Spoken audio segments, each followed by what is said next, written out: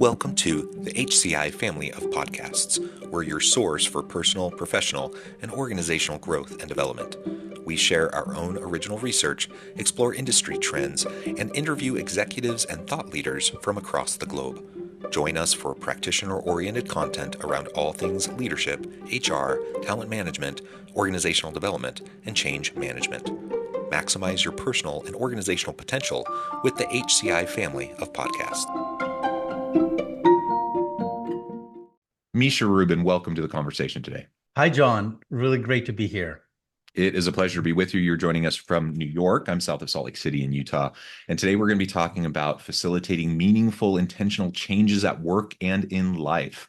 A wonderful topic. I think we all really aspire to just having meaning and purpose in what we do. And sometimes we find ourselves in the grind. We find ourselves on the hamster wheel, and we wonder, are we doing the things that will help us feel meaning and purpose? Will we have that happiness and that joy? Or are we kind of destined for just this meaningless grind? And I think the answer is, if we don't change things, we may be destined for perpetuating, that same kind of circumstance. But the good news is we have power to change things. We can interrupt that cycle, and we can make intentional choices that will allow us to move things in a different direction. But change is hard. So we're going to talk about what that intentional change can look like, how we can start that process. And I'm really thrilled to have a chance to discuss that with you today. As we get started, I wanted to share Misha's bio with everybody. Misha Rubin is a career educator and CEO of the Career Leap. He helps executives and professionals reinvent careers, find dream jobs, and thrive at work. He was a partner at Ernst & Young, where he spent 15 fruitful years of his career. He sold and managed hundreds of millions worth of projects and guided careers of hundreds of professionals. Born and raised in the Ukraine, Misha is on the board of Worldwide Orphans, a nonprofit that supports children at risk globally. And in 2022, he founded Children of Ukraine to support children with trauma during and post-Russia invasion. Misha received the 2022 Humanitarian Award for his work in the Ukraine, and he is an adoptive parent of 3. There's many more things I could highlight about your background, but I'm going to pause there. Anything else you would like to share with the audience by way of your background or personal context before we dive on in?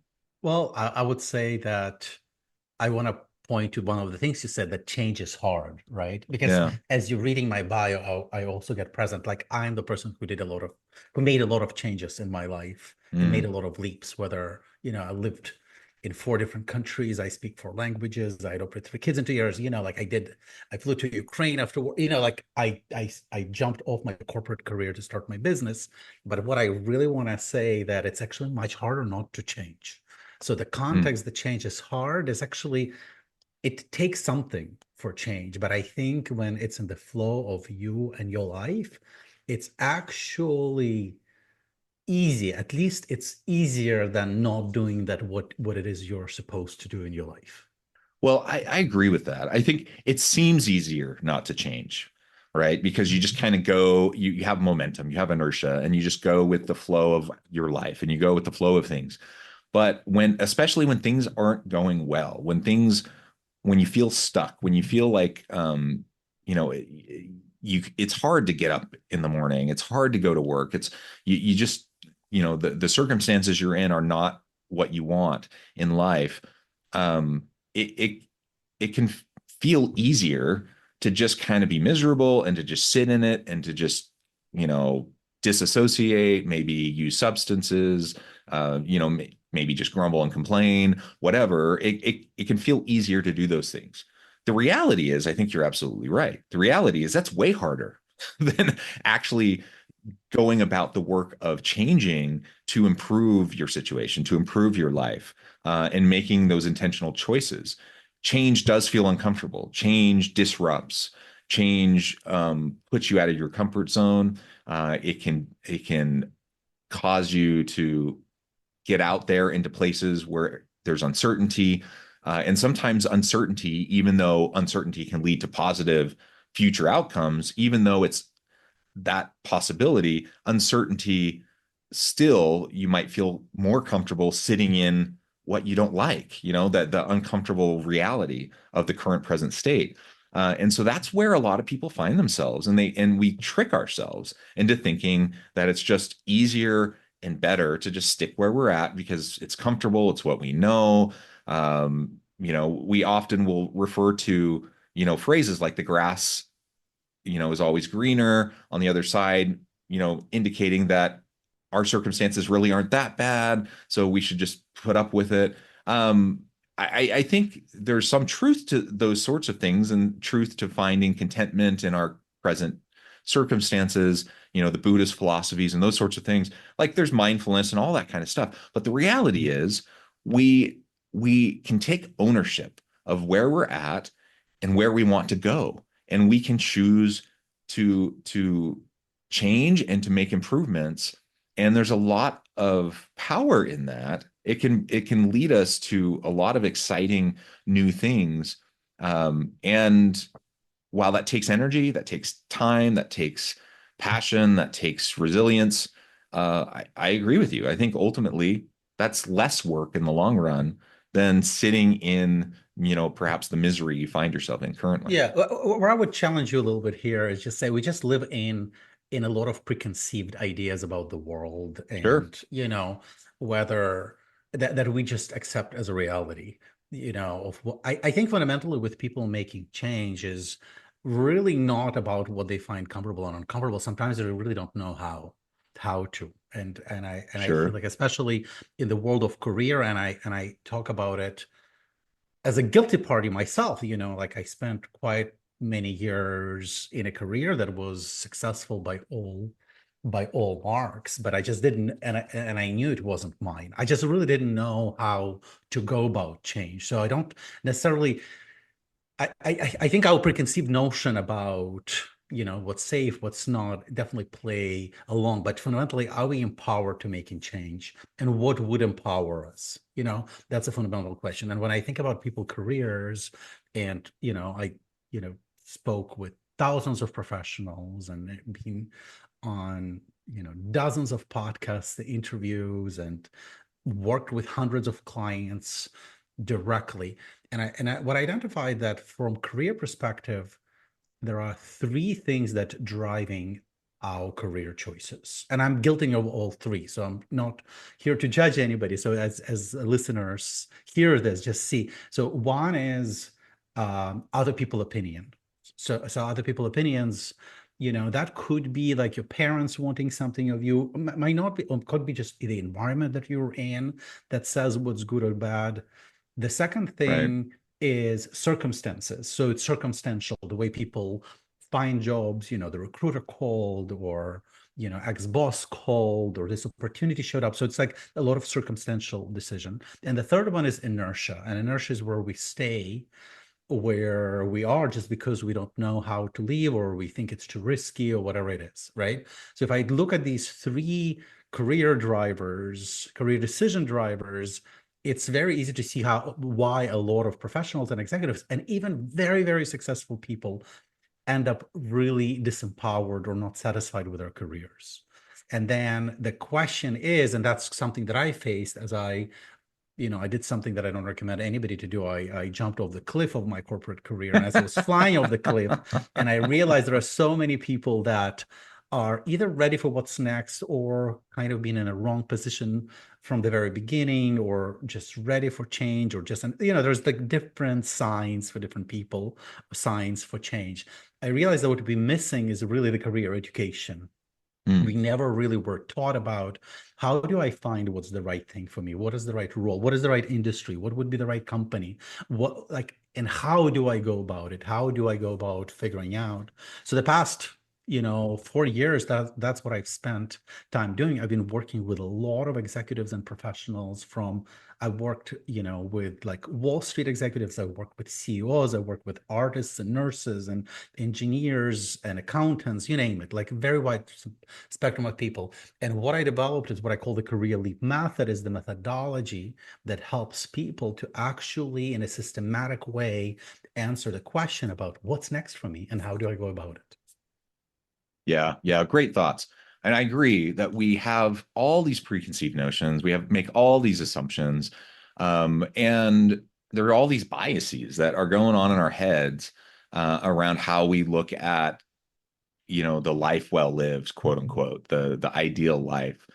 We have all these sayings, keeping up with the Joneses, all these expectations, and so many people make choices around various aspects of their lives. It doesn't even have to just be career, right? It can be, family decisions, when to start a family, get married, have kids, whatever, to buy a house, to go into a certain career, go to college or not go to college, go career path, whatever, right? There's all these different decisions that we make.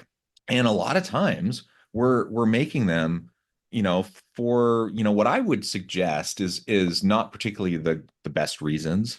Now, granted, like you said, we all do it though. Because we all are influenced by all these other voices. We're all influenced by social norms. We're influenced by our family. We're influenced by our own ego. We're influenced by all these different things, and it's hard to get past all of those things to really tap into what do I really want? Like, what do I really enjoy? What really maximizes my potential? What really enlivens me and brings fulfillment to me? Right. And sometimes we just simply don't know until we get into our career uh, and figure out what we like and don't like, right? Well, I Go what ahead. what I discovered that it's that all these things exist, but I think that what is not developed in our society is a counterweight, is the Mm, method, is really the education. It's not like people don't want to, or people are because I've been working with very educated, very successful people. It's just the question, so how do I go about it? If I want to really realign my life, if I want to find what's next for me that's aligned with with my values, with where I want to make impact, how do I go about it? So to me, mhm. it's like there is the general human condition that like humans are the way they are, but I Yeah. think what's missing is really the counterweight of tools for people that really want to make change, how to go about it. Yeah, so let's talk about that. How do we start going about it? You have a particular method that you use when you're working with your clients. You've worked with hundreds, thousands of people to help them through this process. Um, Talk us through a little bit through, Right. how you go about helping people work through discovering, what those core values are for themselves, what they want, and really thinking through that change process. Yeah. So I would say, like, how do we figure out what's next? And I think in that formula, there are three ingredients that I look Mm, at. So one ingredient is related to what I call future self, is like looking at you. And I think 10-year mark is kind of far enough out, but not crazy out. It's kind of like what type of a life you want to be, want to mhm, have in 10 years from now. Who's that person? Like, let's say you accomplished everything you wanted, you've done, you dealt with whatever roadblocks. Who's that person on the other side, for people to connect to that future? I think that's one really important input that for figuring out what's next. The second one, I call it your career blueprint or vocational blueprint. And so if you think about, um, we have a lot of different criteria of what it is we want. But for a lot of people, that criteria is not very well defined. So that's why they have a hard time evaluating opportunities that come their way. So that criteria, that's what I call career blueprint, consists from your inner criteria. So for instance, your vocational value system that originated when you were a child. If you don't understand what it is, and if it's not articulated for you in language, will be very hard for you to use it in evaluate opportunities. And in fact, when I work with my clients, once they distinguish their career value system, they instantly understand why they're not happy mm, in their current job. It stops being like a mystery or some like just intuition. So that's your inner criteria. That's an example of inner criteria, but there is also, what motivates you, your strengths. There's like a lot of things go there. Then there's your aspirational criteria, and that criteria is about what it is you want. How it is you want to grow, what it is you want to learn, what type of challenges, or maybe the things that you don't want. And the third mhm, type of criteria is the criteria I call it integrational, how your work and non-work life integrates. So if you had all this criteria, if you could prioritize what's really important for you for that, then you would have a very good way. So instead of making just circumstantial decisions Mm. that come in your way, you would have a very good way to evaluate. So now we have two ingredients, right? The first one was future self. The second one, your career blueprint, which is a set of criteria. And the third piece, I call it career leap map. And this is a list of ideas. This is a systematic exploration of ideas of where and what you could be doing. So one of the big pitfalls for people, they don't really explore enough ideas of what's possible. They usually keep ideas very narrow, and that's very limiting factor. But someplace in the intersection of your future self, your career blueprint, and your career leap map, what I guaranteed to find a bunch of ideas that are both exciting, that are both pragmatic, and that are aligned with the future that you want. And that's where I work with my clients to further research them, investigate them, and understand whether they're worth pursuit. So that's kind of like a high level formula that I use. And so far it produces results. Yeah. And I like all three of those and how they do overlap. So you're looking for the overlap, the Venn diagram connection points.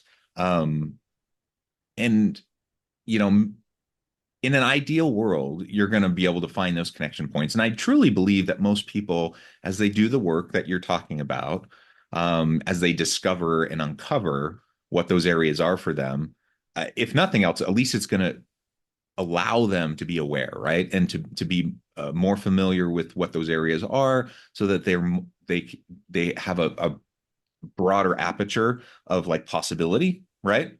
Um, Well, yeah, I would just say not just in ideal world. I think I always was interested in developing tools that are very pragmatic. Listen, I did a lot of spiritual things in my life and familiar with a lot of ideas, but I'm also a management consultant. So when I develop my methodologies, to me, what was very important that my ideas ground kind of our higher aspiration, that the ground it so people can actually implement them. So when I'm talking about this method, it's not about ideal world. I'm talking about it's like in real world, people will discover and will have enough ideas.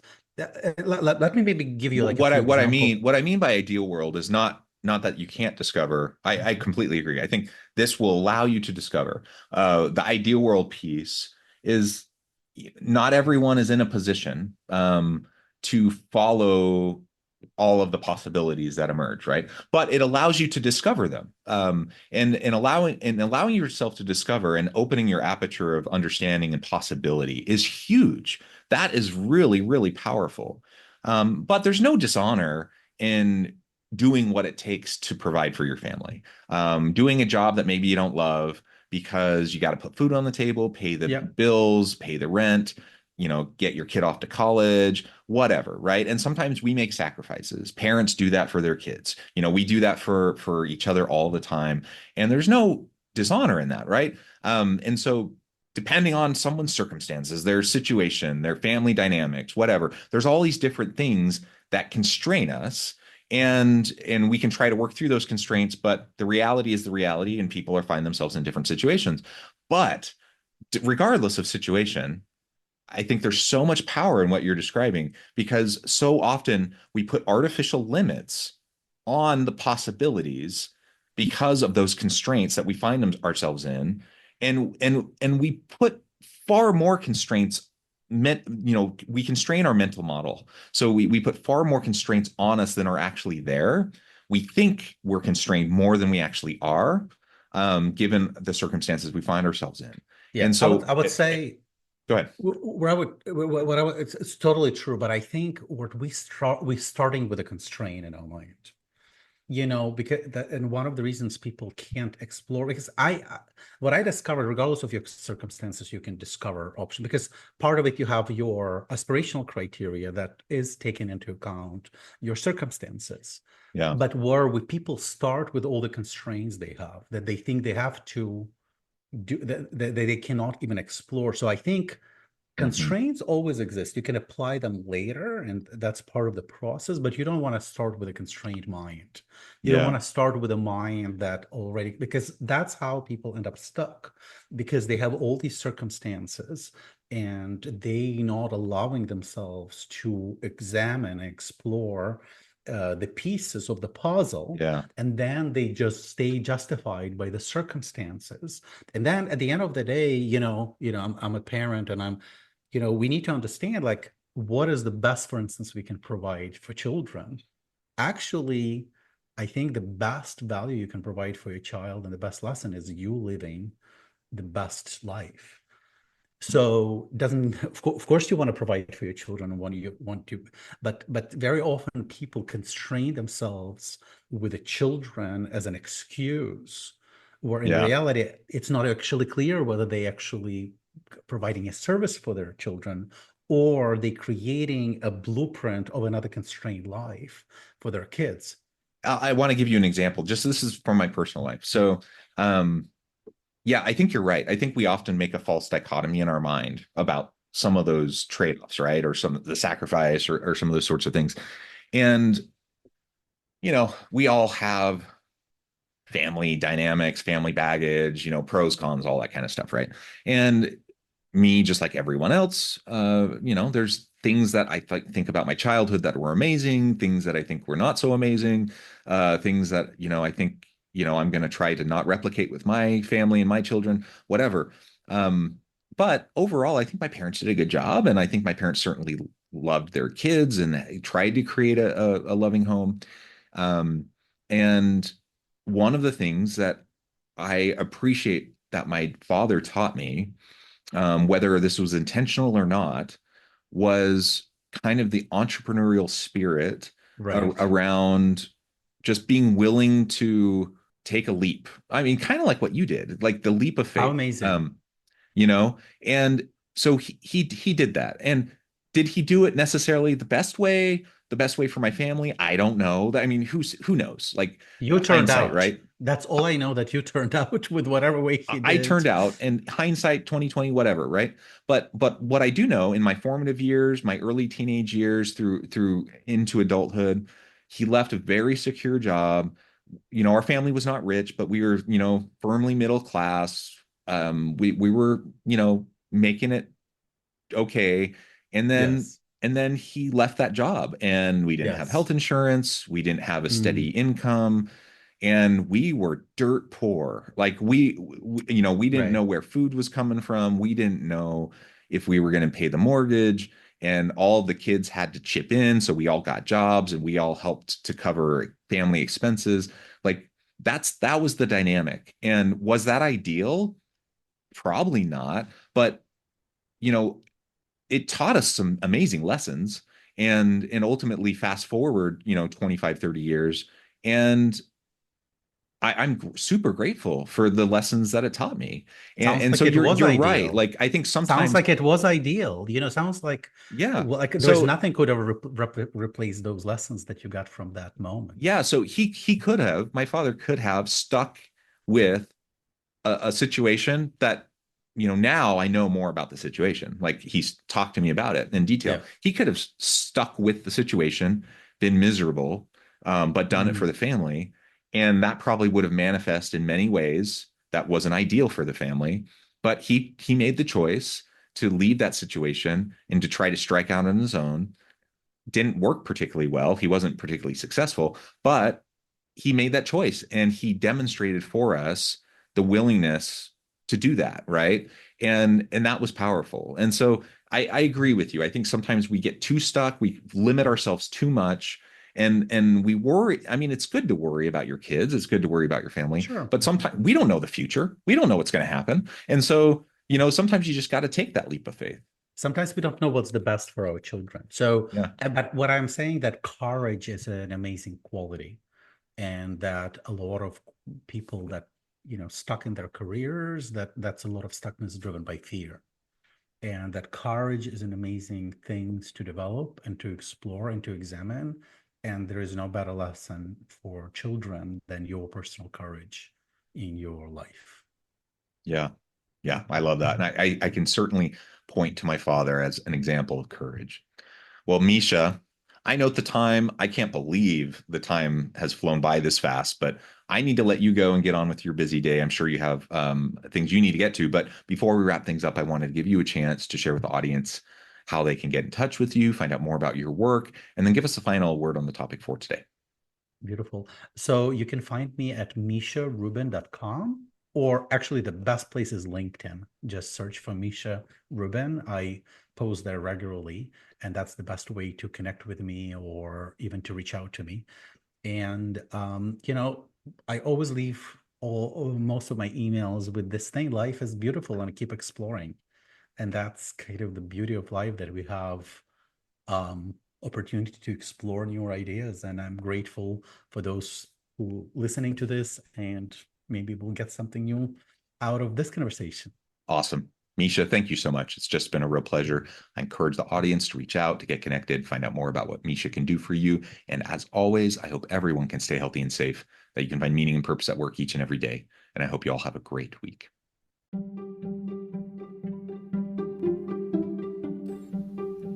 Thanks for joining us for this episode of the podcast. We hope you stay healthy and safe, and please join us again soon.